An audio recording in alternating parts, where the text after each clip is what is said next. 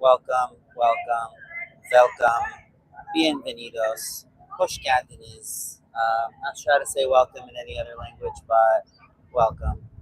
And I'm Haas, in case you weren't aware, and I'm doing a social experiment. So I'm basically going to be holding a sign, encouraging people to stop and talk to me, and I'm going to explore people's values with them. Hopefully, you guys can hear me okay. This is the first time I'm using this phone and this microphone, so I'm just gonna roll with it, and hopefully, you guys can hear. I don't see anybody here watching just yet. I am a little bit ahead of schedule as well, but basically, I'm just holding a sign that says "Come participate in a social experiment," and I'm just gonna talk to people about their values. Hopefully, everything audio wise goes through okay. So I'm just gonna get started and kind of let's see what happens here. It's a pretty busy day out. It's a nice, beautiful day. Wednesday afternoon, kind of around lunchtime. So maybe some people are eating animals or just ate animals in the area, and maybe I can get them to think about who they ate and try to just test their values a little bit. So the object is not to necessarily convince anyone of anything, but to get people to reflect on their own values and see if their values are in line with vegan values. And if they are, then I'll just give people a gentle nudge in that direction. So the direction of living without exploiting or commodifying our fellow animals. So thank you for being here. No one's actually watching right now, but I'm sure someone's hearing this, whether it's on the replay or whatever. So thank you for being here. Someone just ran into me. But yeah, so basically just holding a sign says, come participate in the social experiment. And just gonna keep holding this and see if anybody stops. I think the framing is okay here. It might be just a little bit high. Try that. Okay, I think that's good. Got some people looking, not stopping yet. Definitely getting some strange looks. Like, what's this guy doing? Does he not have anything better to do with his time? Why is this guy holding this sign? What's this experiment business about? Holding the sign. It says, come participate in a social experiment. My name is Haas. Hit the subscribe button if you have not yet subscribed. The point of this is just basically test people's values and see if their values align with vegan values. And if they do, then we'll have this conversation and I'll encourage people to go vegan and try to help hold them accountable to their own values. And if you're watching, if you can let me know if the sound is coming through okay, I would appreciate it. It's the first time I'm using this phone and first time I'm using this mic. So if someone could let me know, I would appreciate that. But nevertheless, thank you to anyone who's here. Should be able to be out here for a little while today too. Thank you, Carson. Carson says the mic is good. All right, I do appreciate that, Carson. So I'll probably be out here until I get hungry. Honestly, I have not eaten lunch yet, but I did just have a Lara bar, like a little fruit and nut snack kind of thing. So that'll hold me over for some time. I had a pretty good breakfast. Also, I had some oatmeal. Put some pea protein powder in there with some goji berries and some walnuts, and put like 2 tablespoons of peanut butter in there as well. So pretty hearty breakfast, hearty vegan breakfast. And like I said, I had a Lara bar a little while ago, so should be able to hold on pretty well. And I'm well hydrated. I've got lots of water. If you're watching, if you wouldn't mind writing a comment, if you're vegan, I'd love to know how long you've been vegan. If you're not vegan, I'd love to know why you're not vegan. If you'd like to share that in the chat.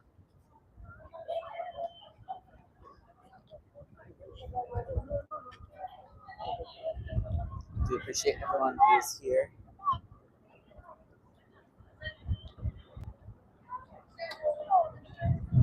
Counting on people's curiosity to get the best of them here.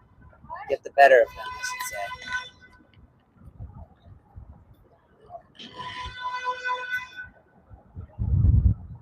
So I'm holding the sign. It says, come participate in a social experiment. The idea is basically just to talk to people about their values, see if their values align with vegan values. Hey, VSL, glad you're here. Thanks for being here. You have not missed anything. I have not talked with anyone yet.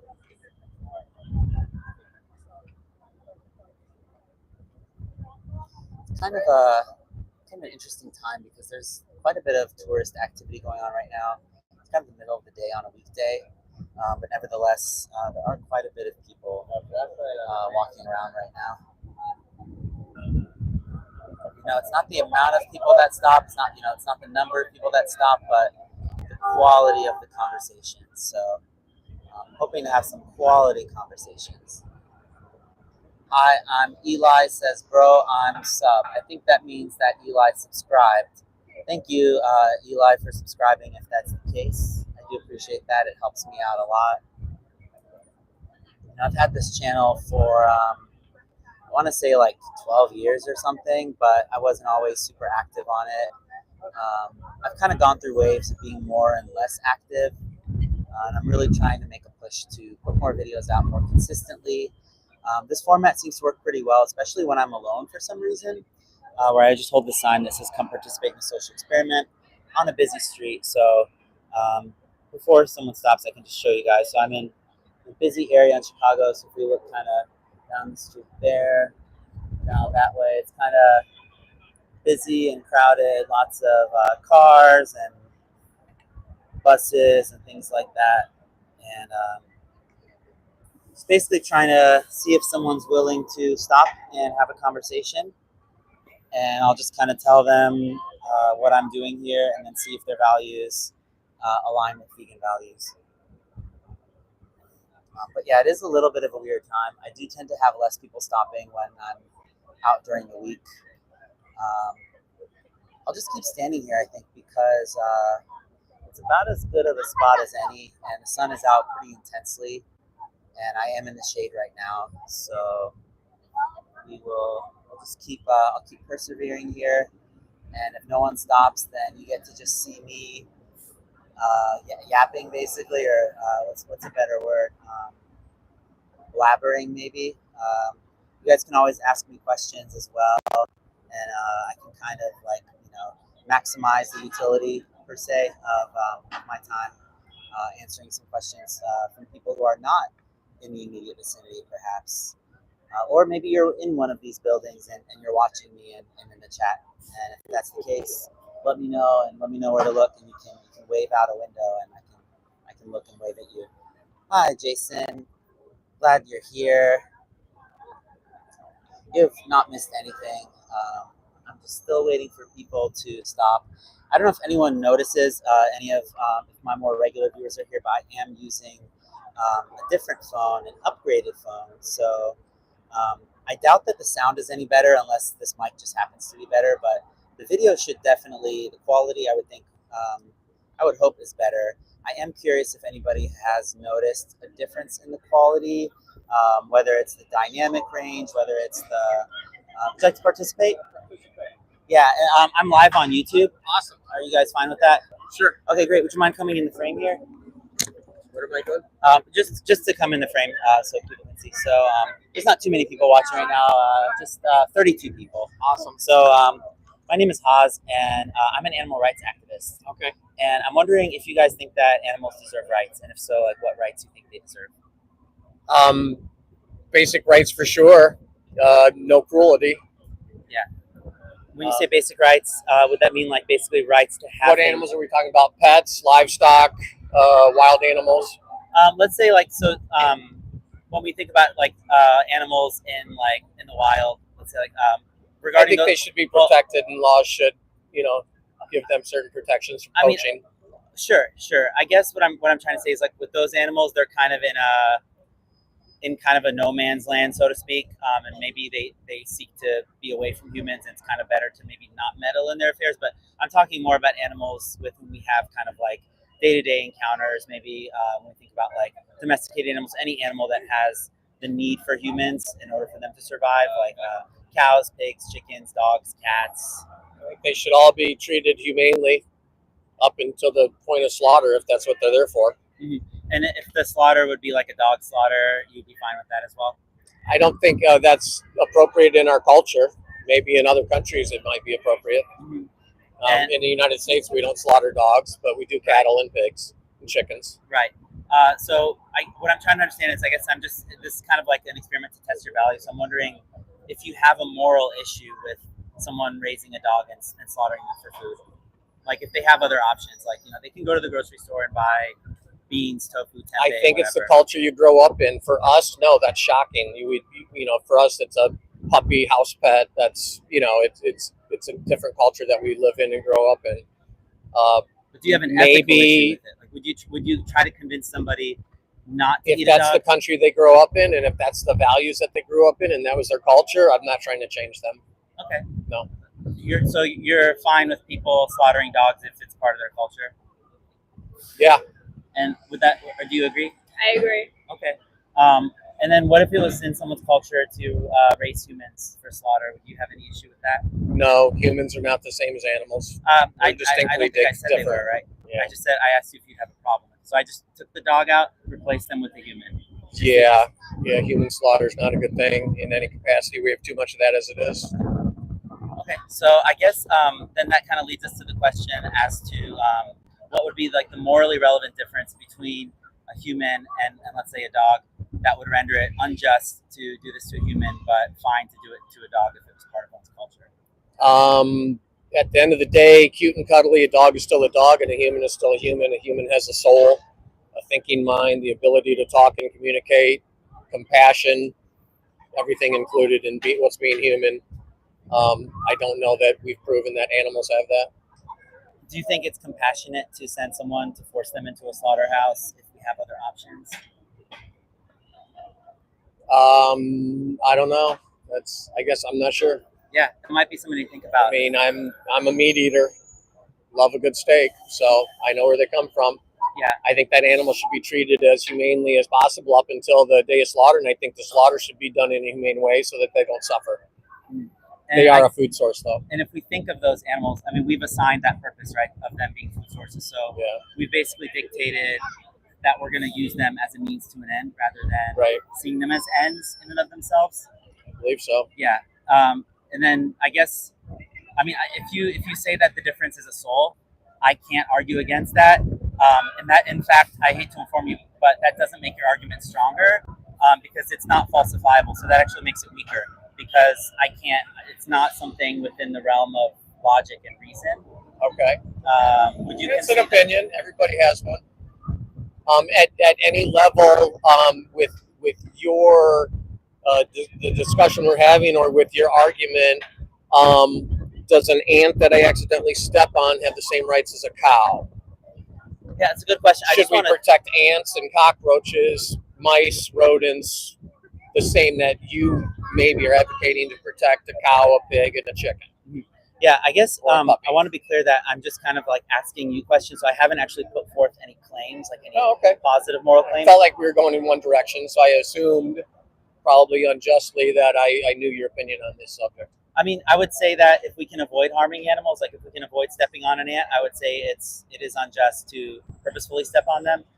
Similarly, like, if I was at a farm, like let's say a sanctuary, like an animal sanctuary where animals who are rescued from farming get to live out the rest of their lives in freedom, which I think is a really core American value, this idea of being left alone, freedom, freedom, self-determination. Yeah. If we're recognizing that right within other animals, or if we're granting them the freedom to exercise that right, I would rather go to the store and buy a black bean burger instead of slaughtering Bessie. I think that the act of coming at an animal with a knife, especially if you show them nothing but love up until that point, makes it a greater act of betrayal. Because I mean, it's if that's the way you feel, there's nothing wrong with that. Like I said, I'm not vegan. I'm not vegetarian. Those animals, for all I know, were put on this earth to feed our population. You mentioned vegetarianism. I just want to touch on that real quick. What do you know about the dairy industry? Nothing. So I actually was in my 20s when I learned that a cow only produces milk when she's become pregnant.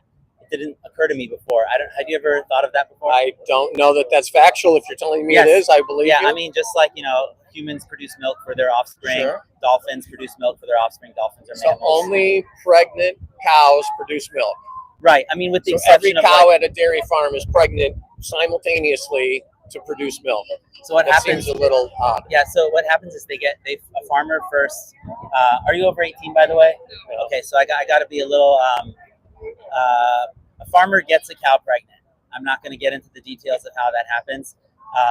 In the interest of sensitivity to subject matter, but basically, after she has a baby, her baby is stolen from her. If the baby's a male, he's either killed on the spot or sent to a veal operation where he's basically confined in a little crate. This makes his muscles more tender, more soft, Sure. and then he's killed at about 4 months of age. The breed of cow that's raised for milk is different than the breed of cow that's raised for the flesh. The dairy cows do get used for their flesh, but that's after they're basically spent, after they can no longer become impregnated. Sometimes they'll collapse, and that's called a down cow. But yeah, so basically, cow gets forcibly impregnated. Her baby gets taken from her. She's milked until humans can't milk them anymore. In 99% of cases, the baby is taken away because every drop that the baby consumes, as the mother intended for the baby, that's a drop that humans aren't able to monetize. Right. And then, like I said, after she's not able to produce any more milk, she is slaughtered. And sometimes that means she's collapsed, and they had to they need to kind of drag them to the slaughterhouse. And a lot of times they're actually pregnant on the slaughterhouse floor, and they won't even realize that until the baby kind of like falls out, or they see movement, like the cow is already dead, and then they see movement. It's a very horrific process, I'm sure. Yeah. So I'd like to recommend a speech, if you could watch. It's called "The Best Speech You'll Ever Hear." Okay. It's on YouTube. You can give her consent to watch it if you so desire. But it's by an activist named Gary Yourofsky, and he basically just talks about human supremacy and this idea that we are entitled to the bodies of other animals, and kind of the different entailments of believing in that versus kind of liberating our minds from that paradigm of oppression, basically. I understand. Yeah, I really appreciate your guys' A lot of time great and stopping. viewpoints. I appreciate it, and just hopefully kind of think about that and take that forward. But just kind of know that until you hopefully do make a switch to using other or not using other animals, these violent things that I described are going to be happening to them as a result of, not entirely as a result of your contribution, but your contribution will be signaling to the people who do those things that they should continue. Understandable. I really appreciate your time and your candor. Time as well. All right, have a great day. Bye-bye. All right. So I think that conversation went okay. It was a respectful conversation. Thank you to everyone who's here. If you're vegan, tell me your favorite fruit. I'd love to know people's different favorite fruits. If you're not vegan, tell me your favorite fruit. I'd love to know different people's favorite fruits. So my name is Haas.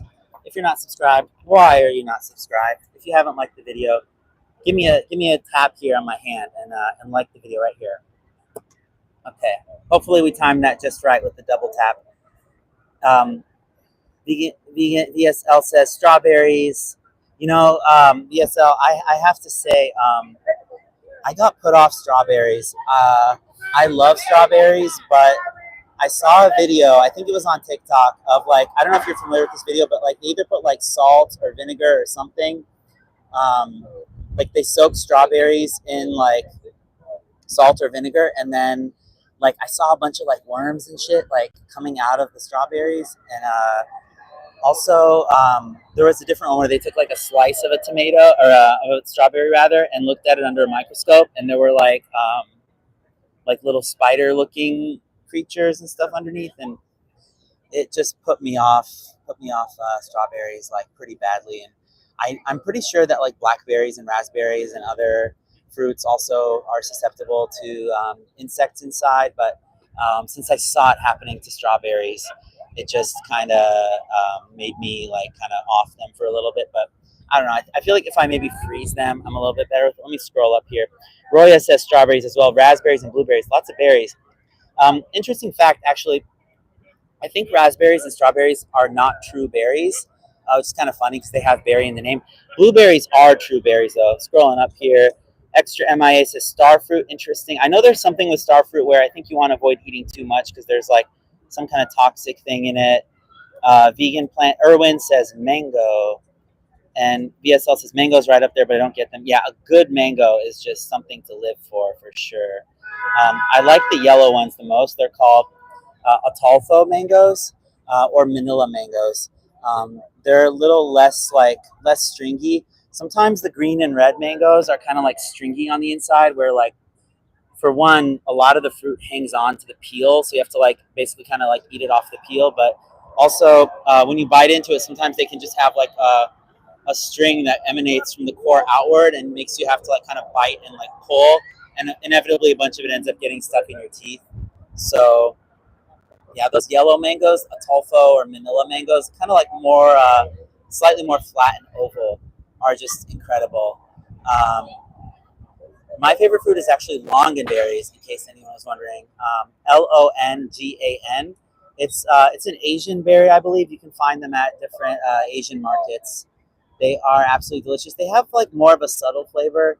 If anyone has ever eaten lychee before, it's pretty close. I think it's closely related to lychee. There's another closely related fruit that's probably lesser known that you may not have heard of called rambutan or rambutan. It looks like a little koosh ball, but out of those three, my favorite is definitely longanberries. They're like a little, almost like little smooth lychees with like a tan skin. Jason says, "Do you have mods?" I do have a couple of mods. Yes, Martin is a mod, and I think there's another mod as well. I try to let people, with the exception of like, if people are saying kind of like hateful things, obviously like that's not cool. But yeah, otherwise, I like to let people express themselves, and definitely helps my engagement as well when more people are in the chat. So try to let people just kind of speak freely here. And yeah, if you like fruits, you're definitely part of my spirit tribe, I guess I could say. I'm a big fan of different fruit. I should probably be eating more vegetables as well. I do like broccoli. I like cauliflower. Actually, there isn't really a vegetable that I don't like.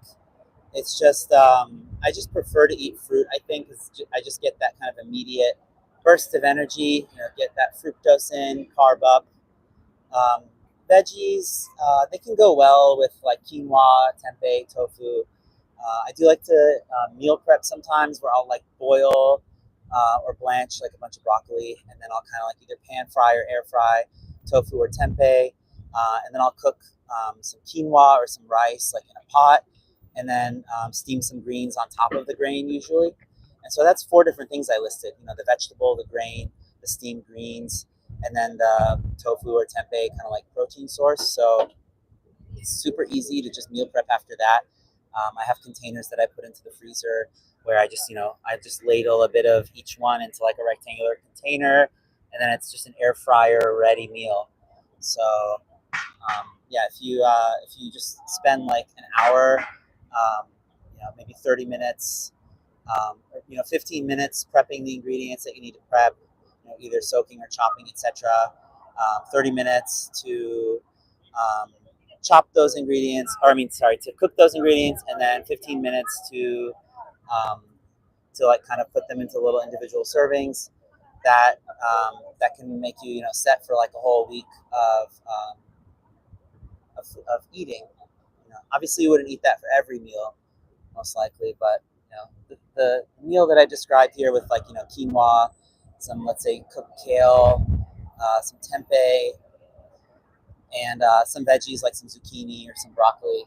It can make a pretty satisfying meal. That's probably like 600-700 calories, whole food, plant-based for the most part, like with the exception of the tofu. I think tempeh is actually considered a whole food. So anyway, if you're just joining, my name is Haas. I'm holding this sign here that says, "Come participate in a social experiment." Uncle Joe's stewed apples. I actually like cooked apple quite a bit. There was this Dr. Will Tuttle on, I think it's called Madeline's Intuitive Kitchen.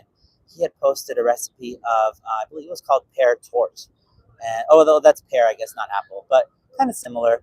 Yeah, cooked apples or cooked pears can be really good. I do like to add that to my oatmeal sometimes. But yeah, raw is a lot easier. for me to prepare. So a lot of times I just go with raw apples, raw pears.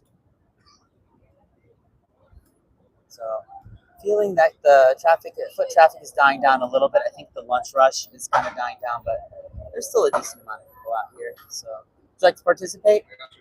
Great. And are you over 18? Yeah, 18. Okay, you're 18. All right, awesome. And I'm live on YouTube. Are you okay to be live on my YouTube channel? Okay, yeah. All right. Would you mind coming into the frame here? All right. What's your name? I'm Sebastian. Sebastian. Cool. Are you familiar with Cartnarks, by the way?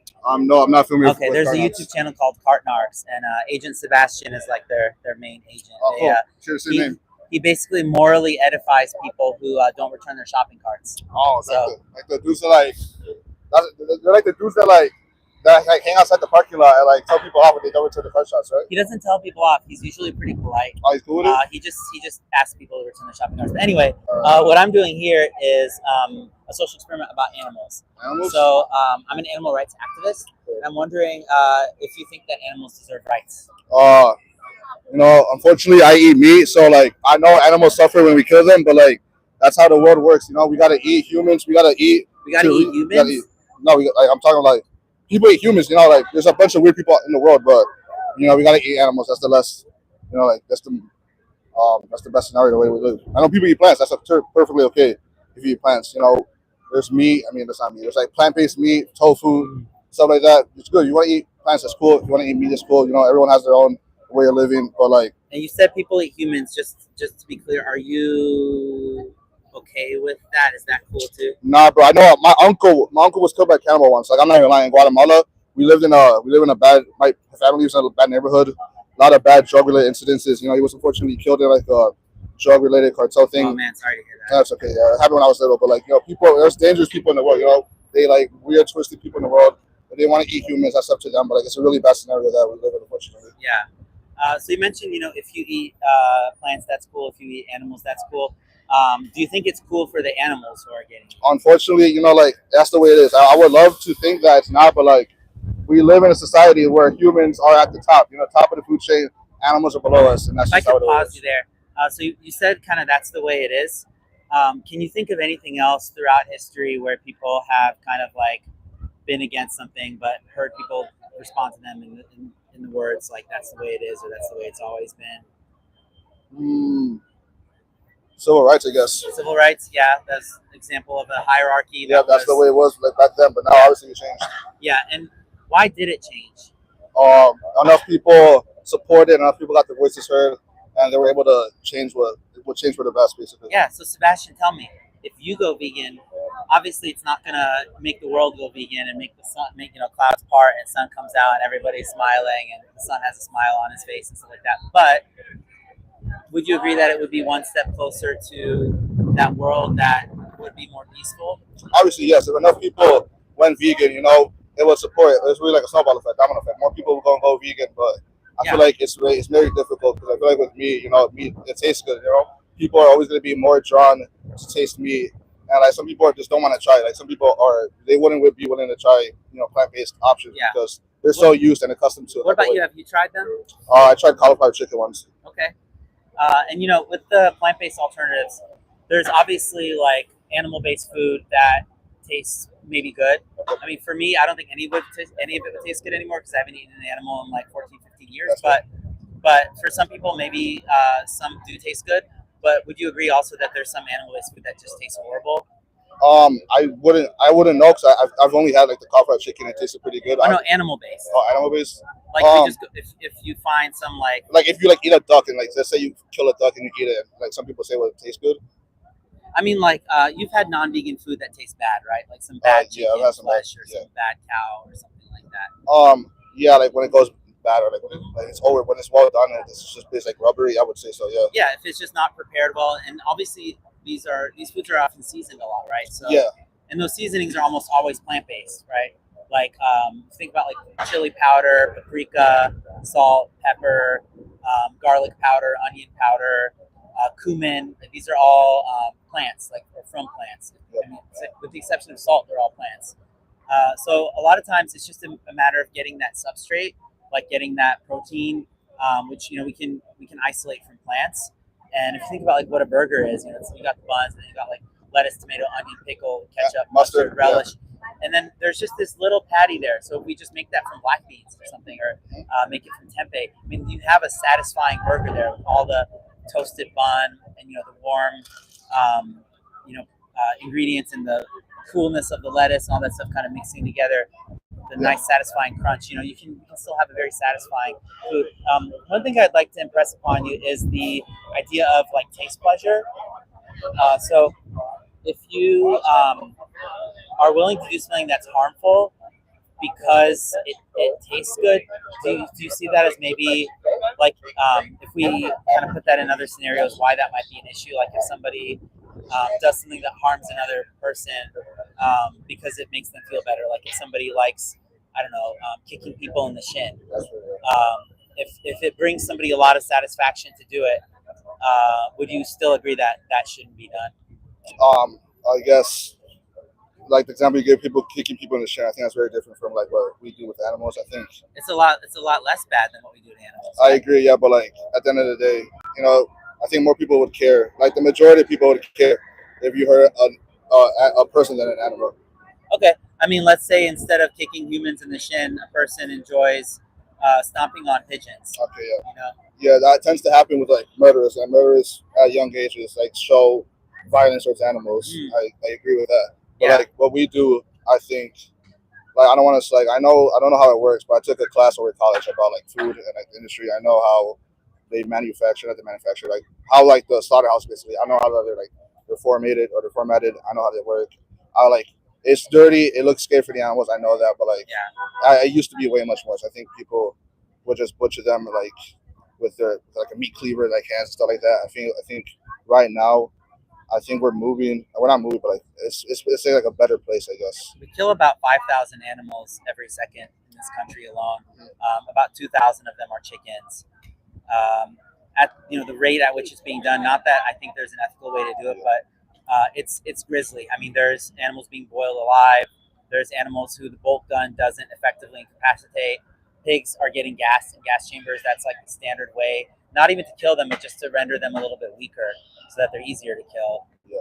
So, their heart needs to be beating in order for the meat to not be soaked in blood.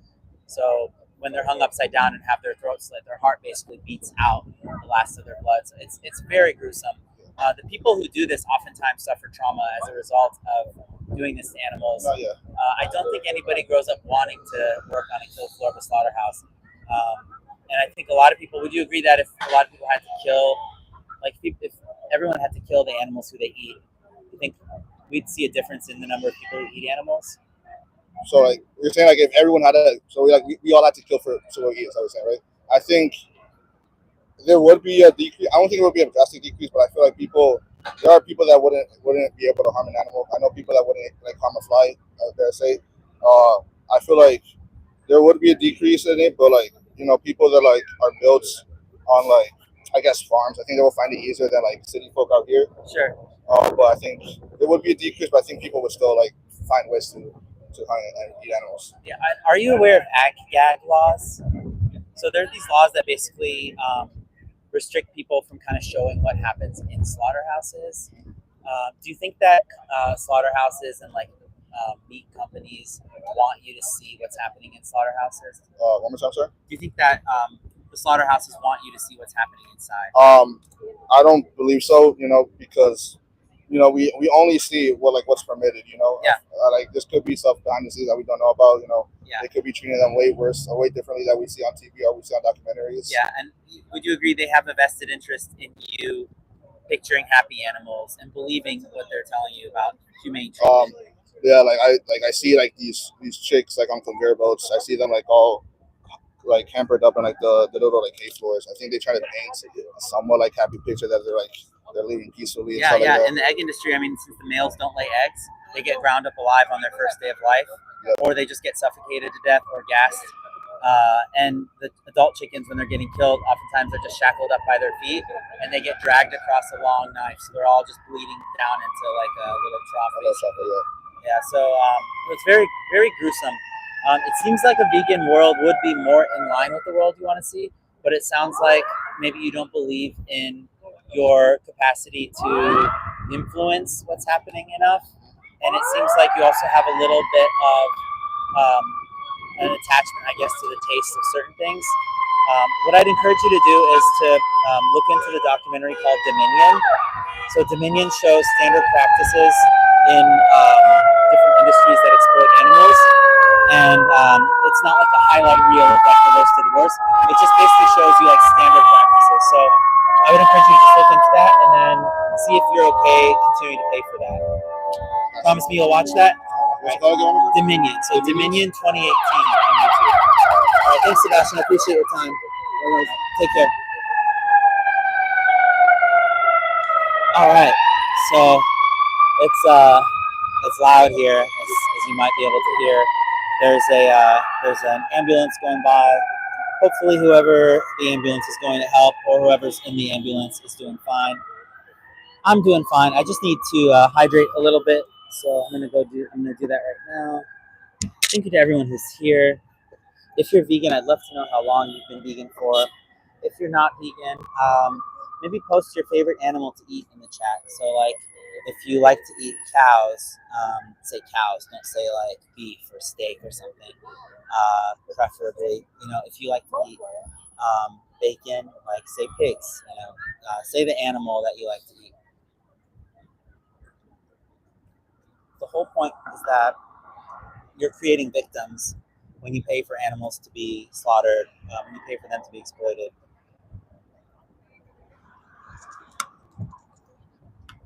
I do appreciate everybody for being here, whether you're vegan or not. We're all learning. We're all, one might even say we're all on a journey.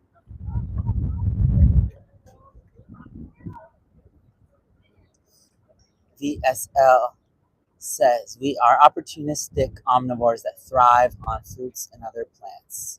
Yes, yeah, I agree with that.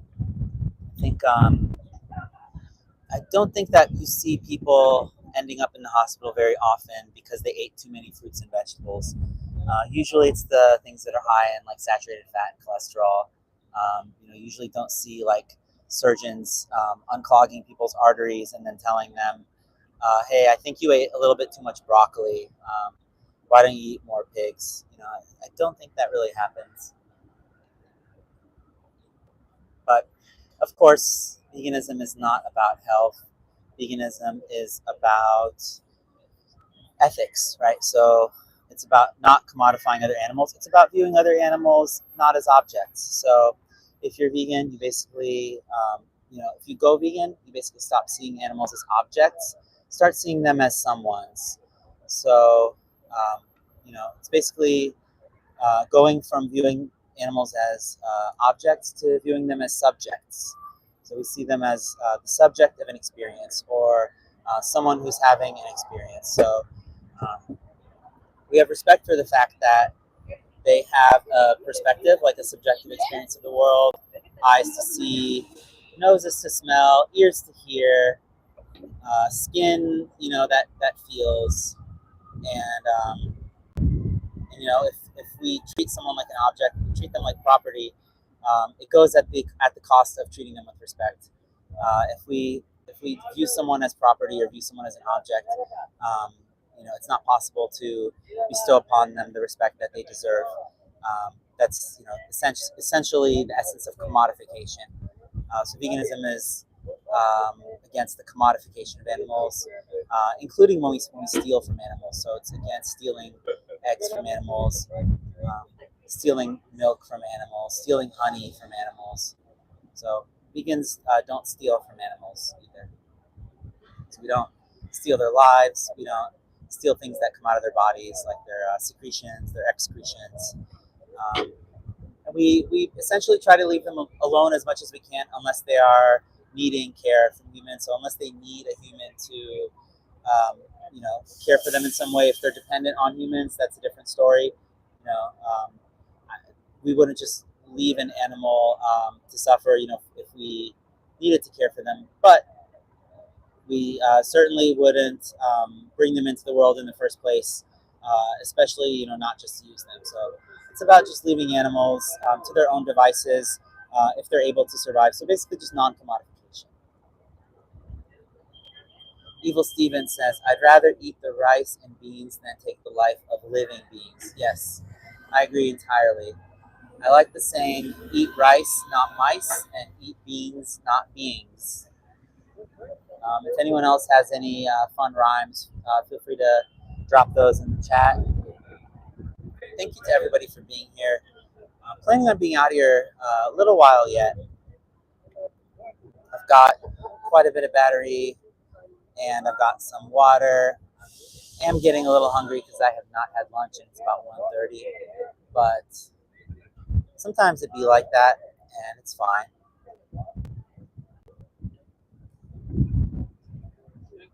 So thank you to everybody for being here. You know, each person who's here does help drive the algorithm, help drive more people to the stream. All the chats help drive people to the stream. So whether you're vegan or not, you are helping this message reach more people just by being here and just by chatting. So I do appreciate that.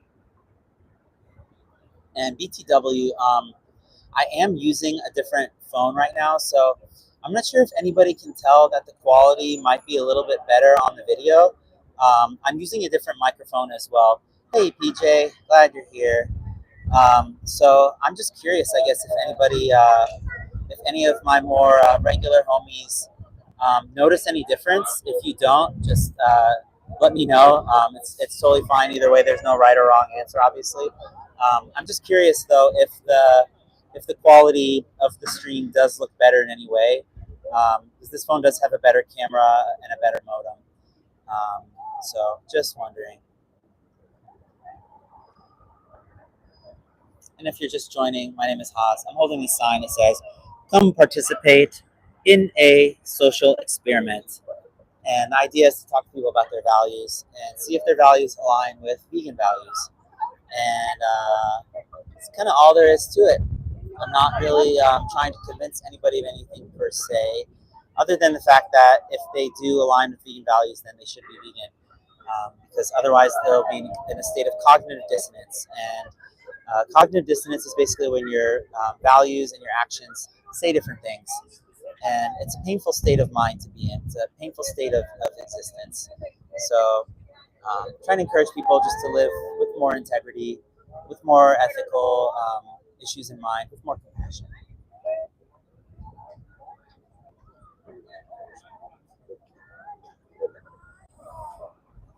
Jason says the image is reversed, but video looks good. Yeah, I'm aware that the image is reversed. I just was wondering if kind of like the color or the dynamic range looks a little bit better. Just the general like kind of sharpness of the stream, or just like, I don't know, just the smoothness of it maybe. But the other camera was also like a 4K front-facing camera. This one I think has a little bit better of an image sensor and things like that. And this phone has a better modem, but it might be that it looks the same, and that's fine. I think my other phone just had a little bit more of like a washed out appearance. And I think this one maybe looks just a little bit more like true color. But yeah, I think they're both decent. I think it's a pretty close comparison. I think this one maybe just focuses a little bit better. Ms. Winthrop says, your mic's letting you down big time. You got to sort that out. I'm using this mic for the first time, so let me know if anyone else is having issues with the audio. I might have to get a different microphone. This is the first time I'm using it, and I'll listen back to the stream. But I was told earlier that the audio was fine, so do let me know, if anyone else is having issues with the audio. Jerry says, what values are you asking about? I'm asking people what rights they think animals deserve. And from that point, I'm kind of just exploring what that might mean for different species of animals. Flay, the coffee-powered dragon, says the mic sounds normal to me. That's good. I'm not sure if maybe I'm holding it too close, too far, but seems like it's good for most people. But if you guys have audio issues with the sound, do let me know.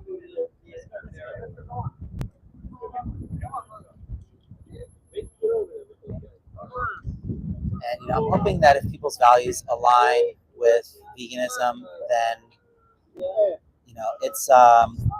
it's just in their own interest to be vegan because, like I was saying, if you have cognitive dissonance, then it's a painful state of mind to be in. So, the best thing we can do is just to respect other animals if we want to live with integrity.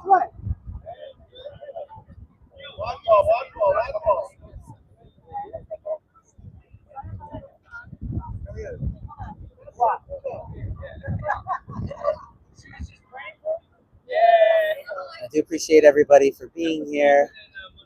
This one top says audio sounds a bit caged. Interesting. Eagle Steven says, if anything, it's clipping a bit. Okay, maybe I'm holding it a little too close. It is kind of a little loud too. There's a lot of people kind of like talking around, so that might be a reason why it's clipping. But I'll keep that in mind and kind of try to hold it a little further away.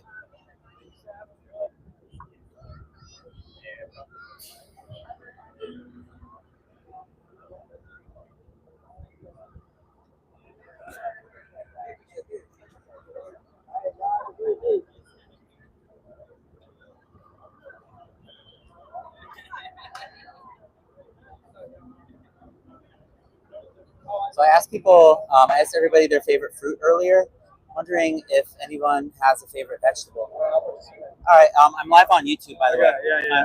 No worries. All right, great. What's your name? I'm Jimmy. Are you over 18? I'm over 18. Yeah. Okay, great. I'd like to ask you about some experiments that I heard about recently where dogs were being tested on. Okay. So basically, like this was burn research that was testing healing of burns on dogs. So this basically involved shaving like the fur of a dog and then pressing a hot metal plate against the dog, like to see kind of how the burn would heal. Yeah. I'm wondering if you think that's like okay, or if you think that's pretty fucked up. I think that's pretty fucked up. Yeah. So you think like, I guess, what is it about it that's messed up? The burning. I don't know. Yeah. It's all pretty messed up. Yeah. Yeah. I mean, what if it's to benefit humans though? Like, if humans are going to be able to have better healing from burns. Say probably no. Yeah. Yeah. I don't know. Yeah. And what is it about dogs like that you think would make that wrong to do to them? Because they feel. Yeah. They That's what feel I pain. feel. Yeah. I like dogs. Yeah.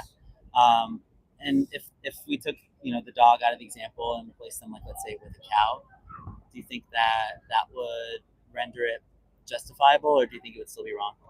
Yeah, I think it's still be wrong. Yeah, and the reason is because the cows also are sentient, Yeah, right? They yeah, still yeah. feel. Yeah. So I guess I'm wondering what would make it okay to do that to those animals. So like advancing scientific research, maybe not a good reason, but Yeah. what if it was for people like, and I guess if people are just doing that for pleasure, Yeah. that would make it wrong as well, I right? agree. Yeah. Yeah. All right. Thank you for your time. I'm just gonna Okay. cut this off. I appreciate it. But Yeah. Is there a reason you're running I away? just want to go. Okay. Yeah. No worries. Yeah. Enjoy your day. All right. So I was asking about vegetables. What vegetables you guys like? So I'm gonna kind of scroll up here. Favorite veg says hiking hippo, broccoli or asparagus. Two of my favorites. Asparagus is quite delicious. I like sautéed asparagus. Jason says eggplant. Hiking hippo, jackfruit. I don't know if jackfruit is a vegetable. I like jackfruit, but it kind of makes my mouth itch. I think it's like the latex content of it. Hiking hippo says vegan sushi is a little sketchy to find. Yeah, I don't like plant-based sushi personally. Like the ocean taste, I'm not really a fan of. I saw someone else say a different vegetable too. Vegan inconsistency says chili peppers. That's a spicy choice. Yeah, lots of good choices here. Peppers. I have a kind of soft spot for. Johnny Vegan Seed says potato. Potatoes are amazing. Yeah, my favorite would probably be potatoes or corn. Vegan Inconsistency says turnips. Interesting choice. They are a little bit bitter, I have to say. Not everybody can deal with that bitterness, but yeah, I tend to keep my preferences a little bit more kind of like middle of the lane when it comes to vegetables. I like more exotic fruits, but when it comes to veggies like Brussels sprouts, things like that, or like daikon radishes, that kind of stuff, I can't really enjoy too much. I don't know if it's like the acridity or the bitterness, but it just kind of has a little bit of like a biting flavor that makes it kind of difficult to enjoy for me.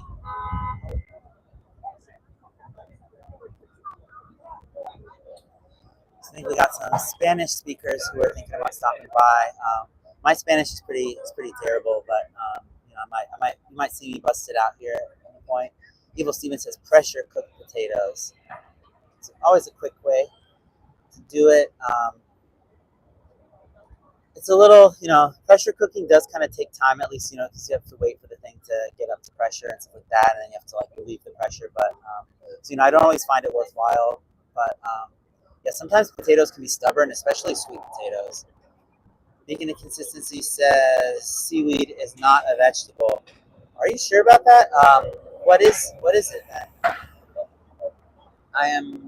You've piqued my interest here.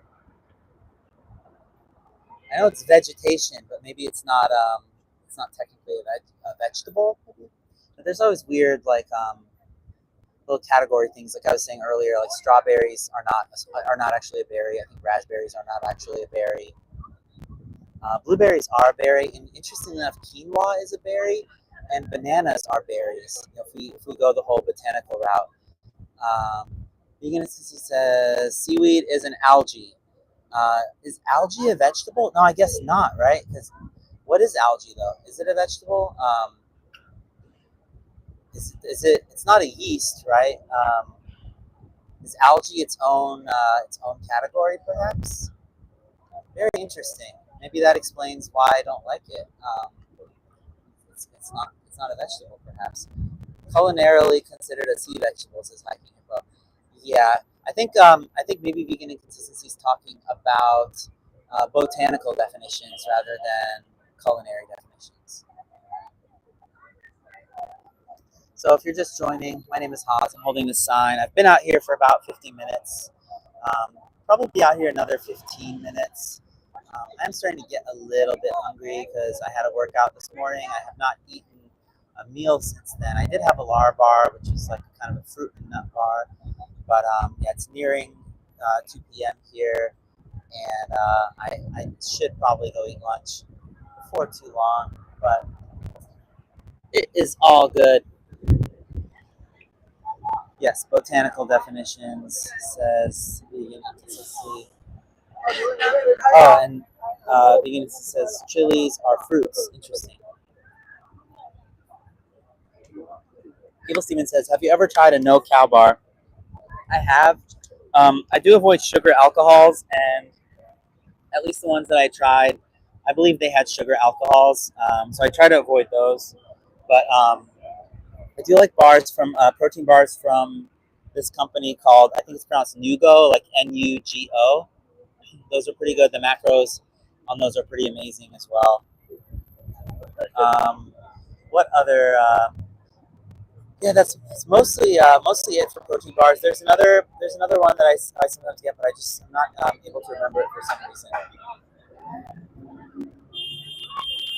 Hola.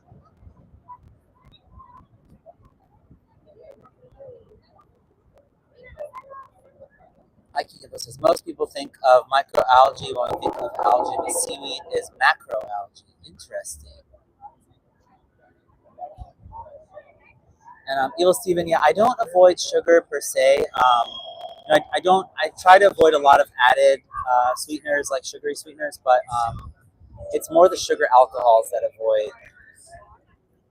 It's the stuff that's it's actually the sugar-free stuff, like erythritol, sorbitol, those kinds of things that I try to avoid. More so, I'd rather consume actual sugar than the diet versions of things, or the sugar-free versions of things. Mac Bjorn says veganism is a political diet, not a human diet. It's actually neither.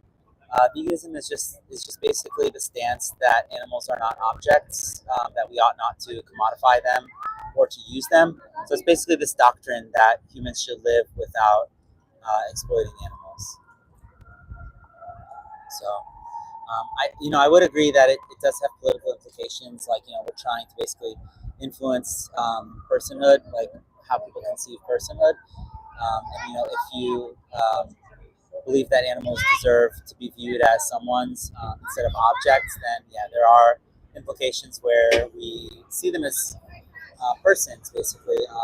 And this definition of person that I'm using, if you're familiar with perspective philosophy's work, it's very similar to his position that basically personhood or this idea of being like a moral experiencer, like a subjective experiencer, is what gives a being moral value. So if we have a subjective experience of the world, then we're a subject. It's really that simple. Inconsistency says nori is also very rich in iodine. Interesting. Good to know.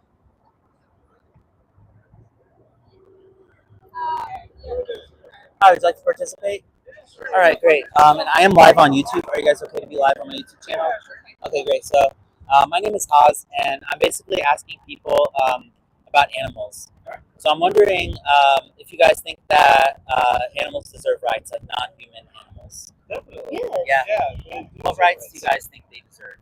Well, considering that you have the same rights that everybody else has, so it should be freedom, it should be life. I mean, of course, they can't own property or anything like that because they don't have the ability to. I think all life should be left alone. Honestly, yeah. Yeah, they can't own property, right? Like they don't have pockets, they don't understand. Obviously, they can't look at the price of something and pay for it. Yeah. They can't vote. But obviously, like life, and they should have the ability to just not be messed with. Like there's, and they should be protected under law. If there's abuse or if people are doing anything to them, it should be the same as if it was a person. Interesting. Okay. I don't know if I can agree with that entirely because I do think there are some animals that, like, you know, I wouldn't necessarily want laws like criminalizing lion on gazelle type of predation, perhaps. Oh, you're talking about also laws between the animal kingdom itself. Well, just, I mean, animals in general. I think there's some categories of animals that we can see clear-cut cases of abuses, right? Like there's laws protecting dogs from like being abused, right? And you have like bees and stuff like that. I'm wondering what you think about like cows, pigs, turkeys, chickens, fishes, like animals that humans are breeding into existence with the day of their execution already pre-planned. That bothers me. Yeah, that does bother me. And it's kind of contradicting for somebody who does eat meat, you know, to say that. But it's kind of, I'm gonna admit that that's what it is. It's hypocritical, but it does kind of like it does bother me when you really like sit down and think about it as just that, and not thinking about, you know, the bigger thing, I guess you would say. Well, when you say the bigger thing, it's your conditioning, right? That's taught you that this is normal, natural, and necessary, right? Yeah. All these lies that we're taught. Yeah. Yeah, and I really appreciate your honesty and candor. Yeah. I'm Sorry, wondering. we're a little flip floppy on this. No, it's fine. You know, most people have conflicting feelings on this because of these blinders that society puts on us, right? Yeah. Like we grow up from a little age, we see a dog running around a house, and then we see like a turkey on the table for Thanksgiving, or we see a pig. And we think one is less conscious than the other and doesn't go through the pain, even though I'm sure they do. Like they prove that crabs feel pain even when they go through the process. That's ridiculous. Yeah. So I'm a vegan. So I've been vegan for almost 13 years now, and veganism is basically just the basic idea that non-human animals are not objects, so that we ought not to commodify them or basically essentially exploit them. So basically, it's this idea of seeing other animals as a means to an end, or sorry, as an end in and of themselves, not as a means to an end. Sorry. I get what you were saying. Yeah. So kind of like, you know, when we look at an animal, when we're vegan, they no longer have to look back at us in fear. They don't have to worry about what we're going to try to do to them in terms of like instrumentalizing their body or using them in some way. Yeah. Does that seem like something that morally aligns with how you guys wish to either see yourselves or see the world? I would like to think that we could end up reducing or possibly eliminating the need for meat, especially when it's in the results of death of animals. But for a lot of people, they don't really have a way of supplementing their nutritional, their overall nutritional state for proteins. When you go vegan, you do have to take supplemental stuff, I'm assuming. So, you know, it's the position of the Academy of Nutrition and Dietetics that a well-planned plant-based diet can be suitable for all stages of life. So, like pregnancy, infancy, adulthood, adolescence, athletic stuff, etc. But it is the case that plants don't contain vitamin B12. They might contain analogs of B12. The really funny thing is that the animals who people consume are also supplemented with B12 because B12 actually doesn't come from animals; it comes from bacteria. So it's like either the bacteria that used to be in higher amounts in soil or used to be present, in things that animals are eating, like kind of in their grazing kind of behaviors. So they could get B12 from the soil. So that's kind of like the only thing that I would say that a plant-based diet would require somebody to supplement. That being said, I think about 40% of the U.S. is deficient in B12, and obviously, we're talking only 1 to 2% of those people are vegan. So it's the majority of people who are deficient in it are still eating animals. Yeah. So you're saying that despite the fact that they are eating animals and that they aren't replacing the nutrition with other types of vitamins, they're already most people They are don't maybe have not enough eating of enough animals to shore up their B12 levels. no, 'cause it's expensive. Meat's expensive. That's because you have to take care of a living thing for months and sometimes years, and we keep trying to reduce the cost of it by shoving it in smaller and smaller cages and stuff. And see, especially my the thing is chickens. like, if I was a farmer, I don't know. Just I guess because of me, I'm raising it to feed other people. I don't know if I could do it. Yeah, so something that's also interesting, kind of along the lines of how people don't realize that the animals they're eating are supplemented with B12 themselves, is the fact that the subsidies for animal agriculture, as it's called, are like mega multiples of the amount of subsidies that like fruits and vegetables receive.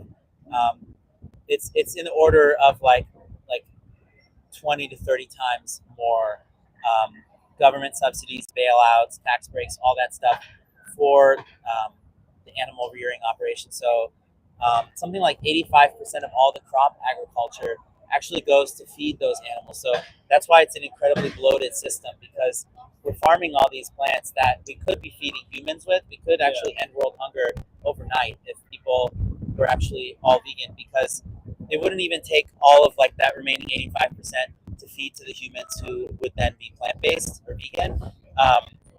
Because it takes a cow like 16 times the amount of calories to sustain themselves. Similar statistic. I don't want to overwhelm you guys with stats, but like I said, 85% of farmland is used for animal ag. So either the crops that are grown to feed animals, or the actual land that these animals are being like reared on themselves itself, and produces only about 13 to 18% of global calories. Yeah. So That could be a result very of, inefficient. That could be a result of the fact that we have to grow so much agricultural product in order to be able to feed animals, because there's really no limitation on how much a farmer can grow, especially when they get subsidies from the government.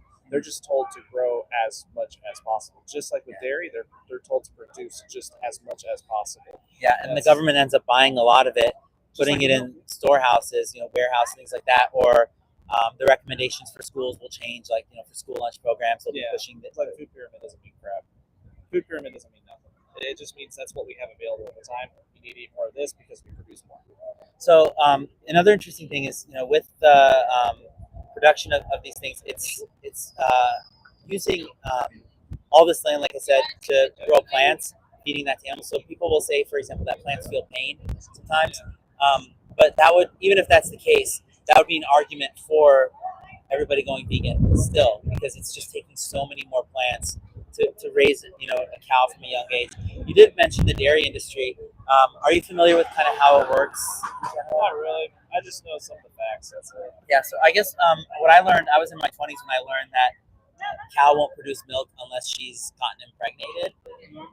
So the way that a cow will get pregnant is force. Yeah. That's Yeah, I didn't know that. I didn't. Yeah, and it's not only messed up for the cow herself, but it's messed up the way a farmer still has to collect the semen. So he'll either do that. It's messed up the other way too. Yeah, they'll do that either by manually touching the male, or inserting what's called an electroejaculator, which is basically inserted through the back end to be able to collect that. It's the most standard kind of ways that it's done. And then, of course, then they have a glove that goes up to their shoulder. They hold, the cervix in place through the anus. So I'm like, let's not fist cows. This is kind of messed up. And there's actually exemptions in bestiality laws for animal husbandry. Yeah. So just like there's exemptions for circumcision in child abuse laws, I'm saying we don't need to do these. We don't need to make these exemptions because they don't make the victim feel any better. And both of these things are unnecessary. Eating animals, cutting healthy tissue off babies, like bodily autonomy is basically what it's all about. Yeah, I get it. Yeah, bodily autonomy. I mean, for me, my opinion, since now I've actually been thinking about it, I really haven't thought much about it. For me, I feel like that if I would feel better knowing that if the animal was raised humanely and wasn't forced to do anything, but economically that wouldn't be feasible. So I get that. Like, Yeah, and we can't get their consent too, right? That's the other thing. Like, if a cow could tell you, like, I want to be a burger or that kind of thing. And some people will say that a cow will suffer if you don't milk them. The unfortunate fact is that they've been bred to produce way more milk than a cow normally would. A chicken has been bred like a broiler hen. Basically, a chicken who's raised for their flesh is different than the type of chicken who's raised for their eggs. So the egg-laying chickens are raised to basically have like 320 or some odd periods per year. So we've turned them into egg machines. Like, they have literally a red jungle fowl is the bird that they originally came from.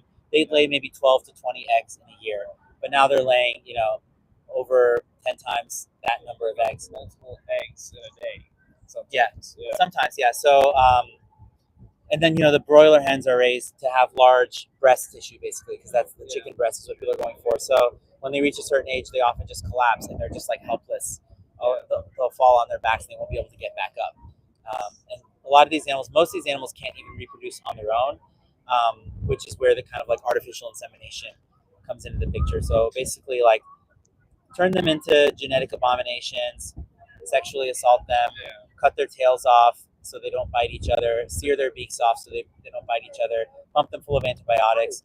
But even in a scenario like this idyllic scenario where we're treating them amazingly, they're getting belly rubs and things like that. I mean, to predetermine the day that they're going to be killed, to turn them into a corpse, well ahead of their natural lifespan, I think is still a huge injustice. And it also entails more of a betrayal, because if they've grown to trust humans and we betray that trust, then they're like, I guess the emotions that they feel before they're killed bother me a lot as well. Yeah, that's like what earlier when I said if I was a farmer, that thought of like, I'm about to kill this and she's literally staring at me, or he, just staring.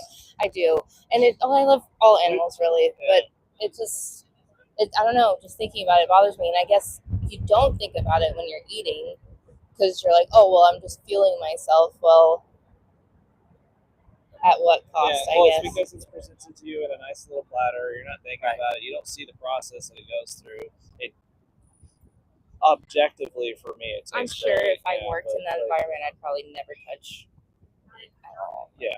Especially after seeing what So happens. it sounds like you almost have to suppress something that or to hide almost part of yourself from yourself in order to continue eating animals. Yeah, pretty much.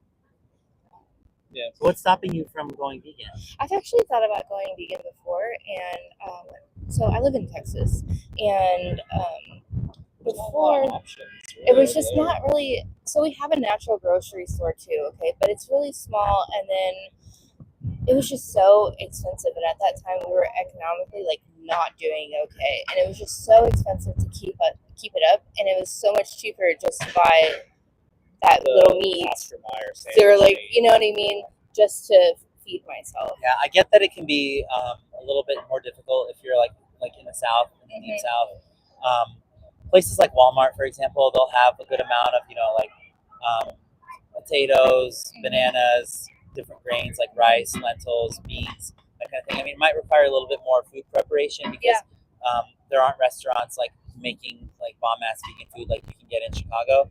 But there are, I'm sure there's a ton of like places like Taco Bell, for example, you can find like you can basically veganize anything there, just subbing things out. Yeah. And then Chipotle does that. Yeah, And also, Chipotle. I didn't have the education behind that. I guess it was just more of a, I feel bad and I'm going to try this. And then when we were going through stuff, I was like, well, it's too hard. I'm not even going to think about it and just blah. You know what I mean? It's that, again, that hypocritical stuff. Yeah, and also, I mentioned the convenience or maybe inconvenience that you might experience sometimes. I'm not going to pretend that if you go vegan, you'll never be inconvenienced by your ethical decision, but I think ultimately it comes down to the why being so strong that the how is something that you just figure out. When your ethical conviction is down solid, then you won't go against your own values. You'll start to feel like, oh wait, I stopped suppressing that part of myself. Like this part of myself is now breathing, it's alive, it's thriving, it's rising. Yeah. So I would just encourage you to definitely do some more research. Thinking about it, yeah. And to that end, there's a documentary I'd encourage you guys to watch called Dominion. If you search on YouTube, Dominion 2018, it shows you standard practices. I believe it's from Australia, but it's basically just standard animal slaughter types of practices and different kind of like farming, as it's called. So it's not like a highlight reel of the worst kind of stuff. It's just like basically showing you. I mean, it's very gruesome.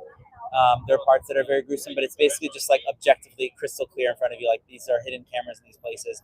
They're showing you pigs in gas chambers. They're showing you animals getting slaughtered and bleeding out as their heart beats out their last bit of blood and that kind of stuff.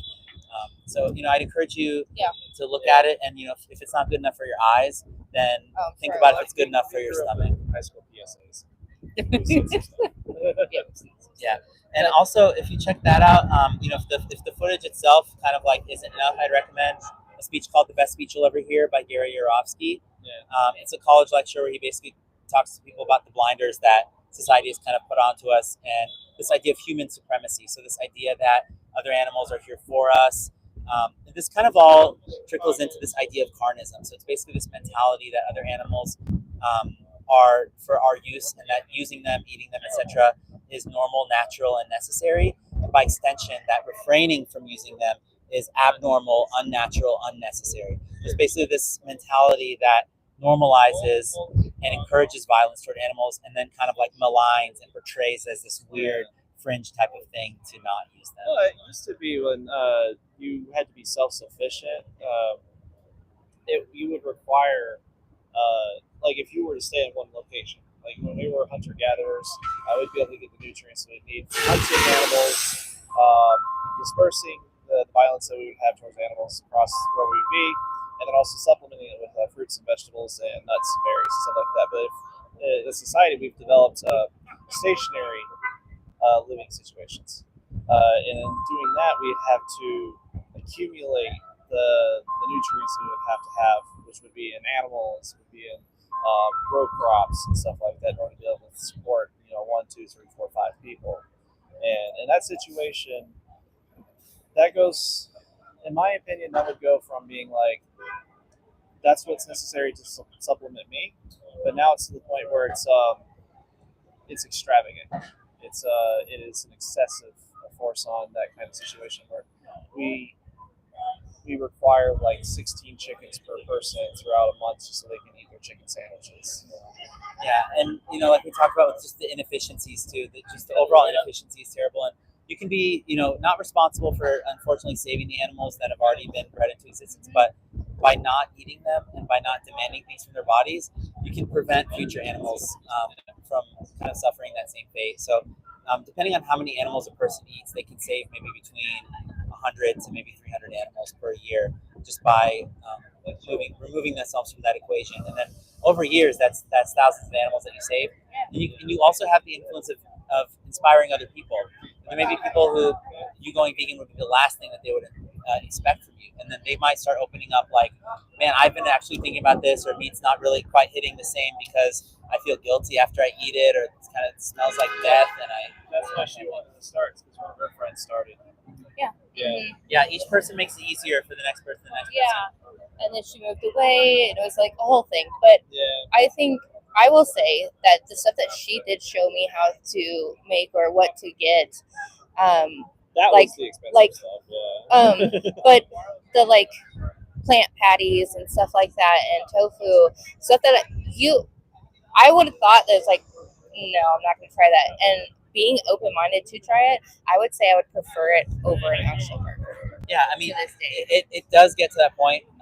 And if you even think about what a burger is, you have like the bun, lettuce, tomato, ketchup, pickles, onion, relish, mustard, all that stuff. There's just a patty. I mean, instead of ground up cow, you can just have black beans or Yes, it is tempeh so good. tofu patty, something like that.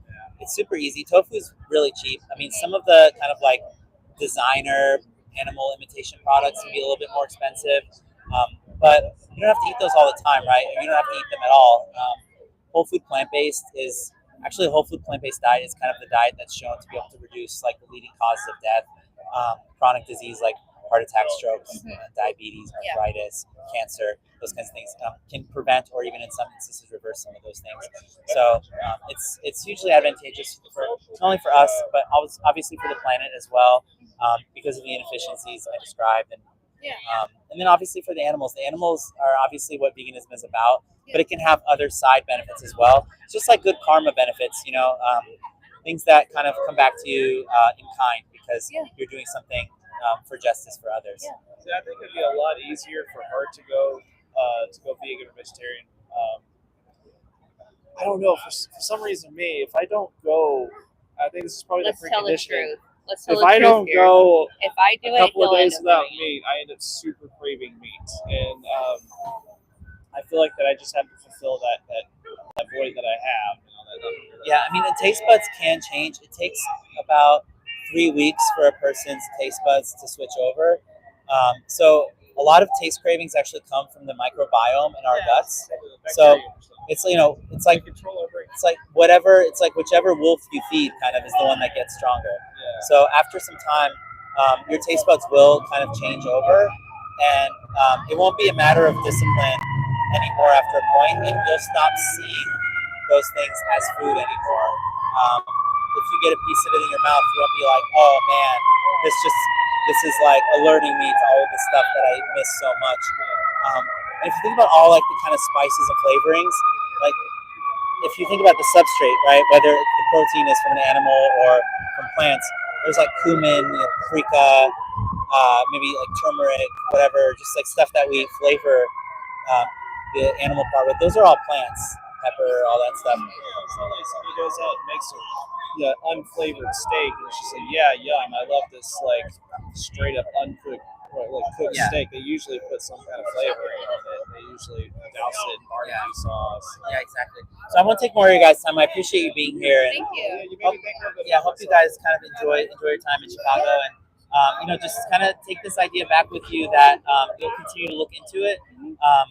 The sooner you go vegan, hopefully, the sooner you'll be able to have those animal-loving ethics align with your actions and overcome this situation of cognitive dissonance where our actions are out of line with our values. So what happens eventually is that if we stay with those actions, we're not willing to change those actions, our values actually shift to get rid of that painful state of dissonance. So you might find yourself actually hardening toward animals and maybe not even realize that it's happening, maybe never realize that's happening. You might take a hardened heart to the grave, which is like a really sad, objectively speaking, sad situation. But if you do align your actions with your values, then your values can stay as they are, animal loving, and then your actions will just support that, and you'll be in harmony. You won't feel like a hypocrite when you think about loving animals. Once the thought comes right out, you feel like that's the biggest benefit for you. Like the biggest benefit for the animals is that they're no longer being tortured and killed for you. But the biggest benefit for you is that, like you said, you're not in a state of hypocrisy when it comes to what you say.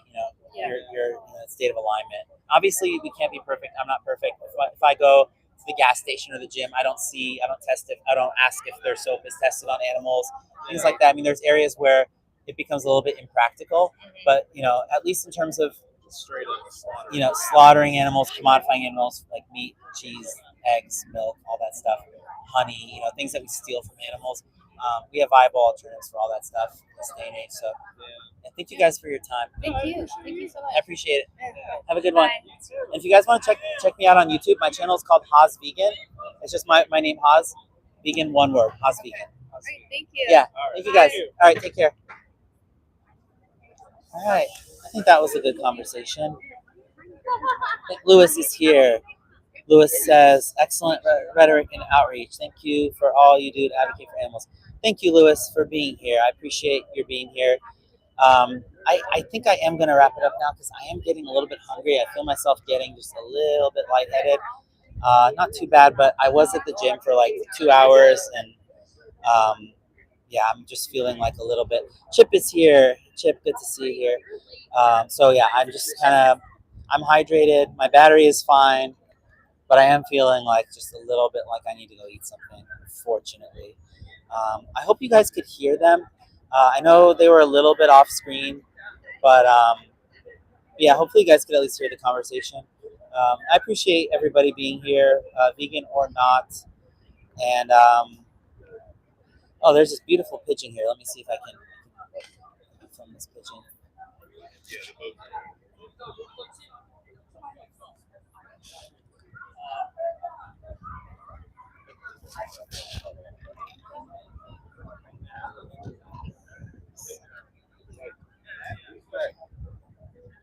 This girl is no. Okay.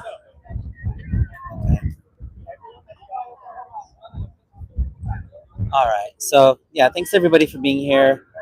Hope you had some fruitful conversations in the chat, and hopefully, if you're not vegan, this stream maybe helped open your mind toward at least having some more consideration, moral consideration for other animals.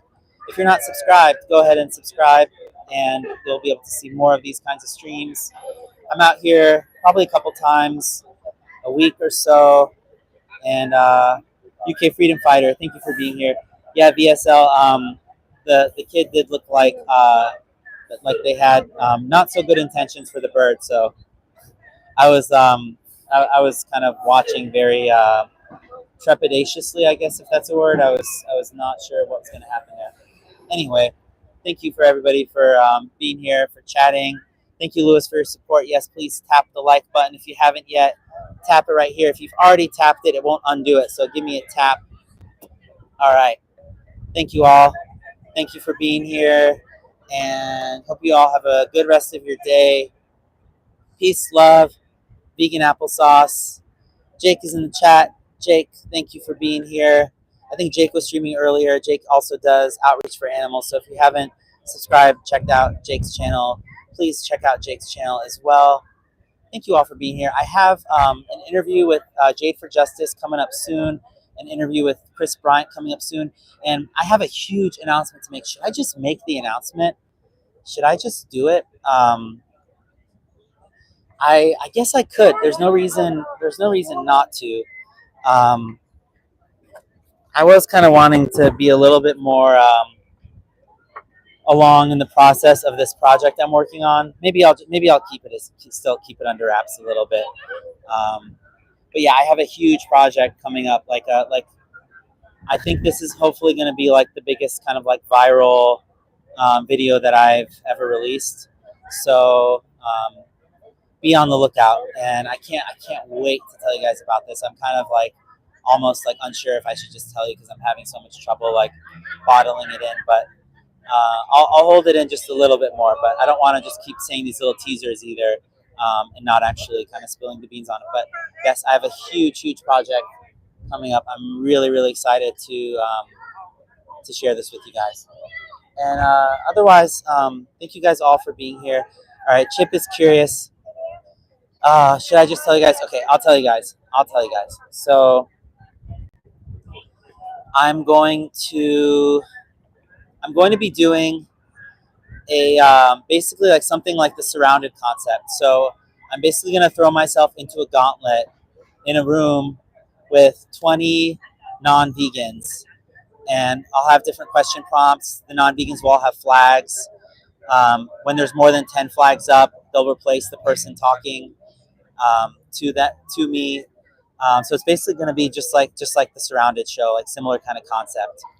And yeah, it's going to take a lot of planning because like the cameras, the lighting, making sure that all the audio is good. I'm going to end up with a lot of video that I'm going to have to like work on syncing and stuff like that.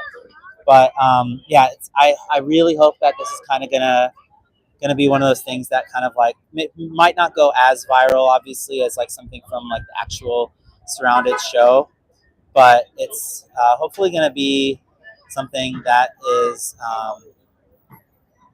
kind of like bigger than at least my other videos. I haven't actually released like a recorded, polished kind of video, maybe like a year to my channel. I've just been streaming, like live streaming a lot lately. But I do want to get back to actually producing, like, editing more like kind of polished videos as well. But live streaming kind of seems to be where it's at. But yeah, I appreciate your guys' support for the idea. And Chip, maybe it'll inspire you to do the same thing. I know that you talk to large groups already, but yeah, this is kind of like, these people will be in with the kind of like intention almost of debating against the vegan. So I haven't worked out all the details yet. Still kind of thinking about like how to pick like the new people that come on the screen and stuff like that. But it's definitely in the works. So anyway, something to look forward to. Not sure quite how long it might be, but definitely something that's in the works. 40-year-old vegans here. Subscribe to this man, he says. Hit the notification bell. That would help me so much. Thank you, David, for that encouragement to others. And yeah, if you want to see more content about veganism, animal rights, all that stuff, do subscribe. Thank you all for being here. Hopefully I'll see you guys another time this week. Take care, be well, be kind, and be kind to every kind. Be kind to your own mind. Take care. All right, bye for now.